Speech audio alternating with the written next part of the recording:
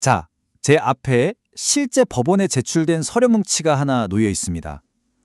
이 안에는요, 5억 원이 넘는 빚을 진 한 자영업자의 정말 생생한 이야기가 담겨 있죠. 오늘 저희는 이 서류를 한 장 한 장 넘겨보면서 한 사람이 어떻게 이 파산의 위기에서 다시 일어서려고 하는지 그 구체적인 과정을 속속들이 들여다보려고 합니다. 한번 상상해 보세요. 만약에 여러분에게 갑자기 5억 원이 넘는 빚이 생겼다. 정말 눈앞이 캄캄하겠죠? 어디서부터 손을 대야 할까요? 이건 그냥 막연한 가정이 아닙니다. 오늘 우리가 파헤쳐볼 이 실제 법원 기록의 바로 시작점이니까요. 이건 뭐 추측이나 가상 시나리오가 아니에요. 저희가 오늘 파헤쳐볼 모든 숫자와 내용, 이건 전부 한 자영업자분이 법원에 직접 제출한 개인회생 신청 서류, 바로 그 원본에서 가져온 겁니다. 자, 그럼 이야기의 주인공을 한번 만나봐야겠죠. 도대체 우리 주변의 평범한 자영업자였던 이분은 어떻게 수억 원이라는 어마어마한 빚을 지게 된 걸까요? 서류를 보니까요, 이분은 강원도 춘천에서 완미족발이라는 프랜차이즈 족발집을 운영하시던 사장님이셨어요. 정말 우리 동네 어디서나 볼 수 있는 그런 평범한 가게 사장님이셨던 거죠. 그런데 이분이 짊어진 빚의 총액이 얼마였냐면 무려 5억 2,500만 원이 넘었습니다. 와, 정말 평범한 가게 사장님 혼자서 감당하기에는 이건 너무나도 버거운 금액이잖아요? 대체 어떻게 이렇게까지 빚이 불어난 걸까요? 서류에 적힌 이유는요, 사실 너무나 현실적이어서 더 마음이 아픕니다. 바로 점포 운영 실패, 그리고 생활비 부족. 그러니까 장사가 안 돼서 생긴 손실을 메우고 또 당장 먹고 살 돈이 부족해서 빌린 돈이 글쎄요, 눈덩이처럼 불어나 버린 거죠. 자, 이렇게 도저히 감당할 수 없는 빚더미에 앉았을 때 법이 하나의 길을 열어줍니다.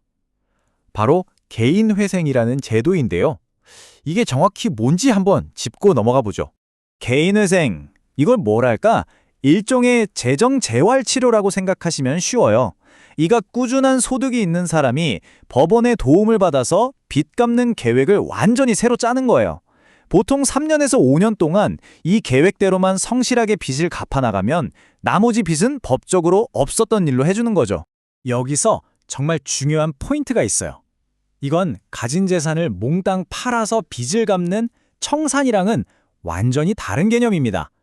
오히려 목적은 이 사람이 경제적으로 다시 일어설 수 있도록, 그러니까 말 그대로 회생할 수 있도록 튼튼한 발판을 마련해 주는 데 있는 거죠. 자, 그럼 지금부터 이 사장님의 재정 상태를 숫자로 한번 제대로 들여다보겠습니다. 과연 가진 것과 빚진 것, 그 차이가 얼마나 심각했을까요? 이 표를 보시면 상황이 그냥 한눈에 딱 들어오죠. 이분이 가진 자산은 전부 합쳐서 약 1억 6천만 원. 그런데 갚아야 할 빚은 무려 5억 2천만 원이 넘습니다. 빚이 자산의 3배가 넘는, 이건 뭐 그야말로 압도적인 상황인 거죠.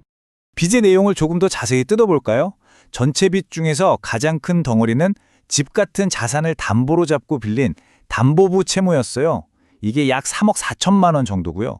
그리고 신용만으로 빌린 대출이나 카드값 같은 무담보 채무가 약 1억 8천만 원이었습니다. 그럼 가진 자산은 어땠을까요? 총 자산이 약 1억 6천만 원인데 그 거의 전부가 부동산에 묶여 있었습니다. 그러니까 당장 빚을 갚기 위해서 현금으로 바꿀 수 있는 돈은 보험 해약하면 나오는 110만 원 정도가 전부였다는 얘기죠. 상황이 정말 심각했죠. 이렇게 정말 앞이 캄캄한 상황에서 법원은 어떤 해결책을 제시했을까요? 그 해법의 핵심은 바로 앞으로 5년, 그러니까 60개월 동안의 아주 구체적인 상환 계획을 세우는 것이었습니다. 상환액을 계산하는 방식은 생각보다 간단합니다. 자, 먼저 매달 버는 돈에서 시작해요. 거기서 법원이 인정해주는 최소한의 생활비, 즉 생계비를 뺍니다.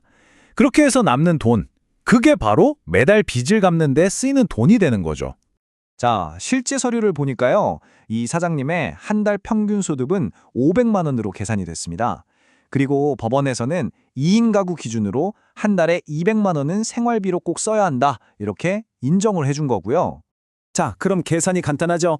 월소득 500만 원에서 생계비 200만 원을 빼면 남는 돈은 300만 원, 정확히는 300만 8원인데요.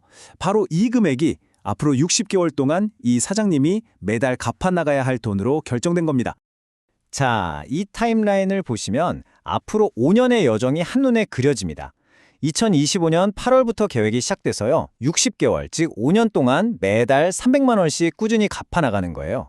그렇게 되면 총 갚는 돈은 약 1억 8천만 원이 되고요. 마침내 2030년 7월이 되면 이 기나긴 상환 계획이 끝나는 거죠. 그런데 여기서 정말 중요한, 어쩌면 좀 놀라운 사실이 있습니다. 5년 동안 갚게 될 총액이 1억 8천만 원이잖아요? 근데 원래 갚아야 했던 원금은 약 2억 8천7백만 원이었습니다. 어라? 뭔가 이상하죠? 맞습니다. 원금을 다 갚는 게 아니었던 거예요. 네, 바로 이 63%라는 숫자가 이 개인회생 계획의 핵심입니다. 5년 동안 성실하게 돈을 갚으면 원래 빚의 원금 중에서 63%를 갚게 되는 겁니다.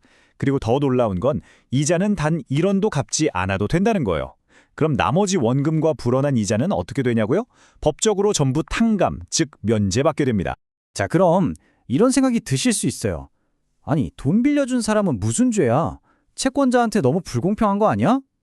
맞습니다. 그래서 법은 이 채무자와 채권자 사이의 균형을 맞추기 위한 아주 중요한 원칙을 하나 가지고 있습니다. 그게 바로 청산가치 보장의 원칙이라는 건데요. 말이 좀 어렵죠? 쉽게 풀어서 설명해 드릴게요. 이건 채권자들을 위한 최소한의 안전장치 같은 거예요.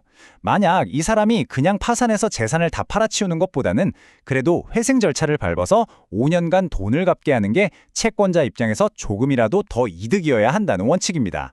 최소한 그보다는 많이 받게 해주겠다는 거죠. 자, 그래서 마지막으로 이 두 숫자를 비교해보면 모든 게 명확해집니다. 이 사장님이 5년간 갚을 총액은 약 1억 8천만 원이죠. 그런데 만약 이분이 그냥 파산해서 가진 재산을 전부 처분했다면 채권자들이 나눠 가질 수 있는 돈, 즉 청산 가치는 약 1억 6천만 원이었습니다. 보세요. 1억 8천만 원이 1억 6천만 원보다 더 많죠.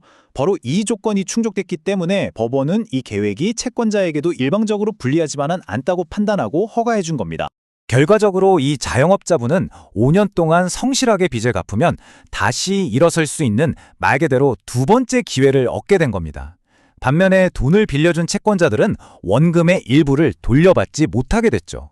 채무자에게는 재기의 발판을, 채권자에게는 그래도 최소한의 손실을 보전해주는 이 개인회생제도. 여러분은 이 법의 저울이 과연 공정하다고 생각하시나요?